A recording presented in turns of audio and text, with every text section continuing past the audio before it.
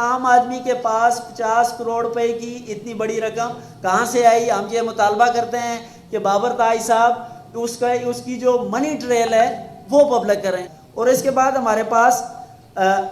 एक acknowledgement letter है जो हमारे पास यहाँ पे डॉक्यूमेंट्स के अंदर मौजूद है और वो भी हम प्रोवाइड करेंगे। चूँकि ये सिर्फ एक्नॉलेजमेंट लेटर है किसी भी ब्रांड की प्रोडक्शन के लिए, ये उस ब्रांड की रजिस्ट्रेशन का या रजिस्ट्रेशन नहीं है, उस ब्रांड की ये एनओसी नहीं है, बल्कि एक एक्नॉलेजमेंट लेटर है जिसको बेस बनाकर यहाँ पे मोर वन के नाम पे और वहाँ पे जो एनओसी के अंदर डिस्क्रिप्शन है उसको डिस्क्रिप्शन ऑफ ट्रेड के अंदर मोर को शो करके यहाँ पे मोर वन की जगह मारवन की गैर कानूनी प्रोडक्शन जो है वो की जा रही है। 24/9/2020 को एफबीआर ने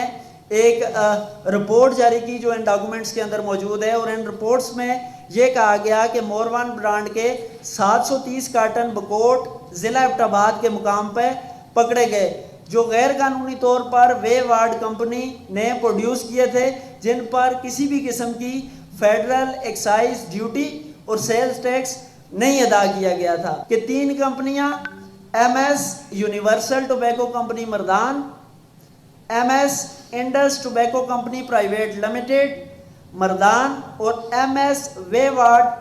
तंबाकू company Muzaffarabad Azad Jammu and Kashmir collusion में मिलकर ड्यूटीज़ और टैक्सेस अदा किए बगैर जाली सिगरेट बना रही हैं।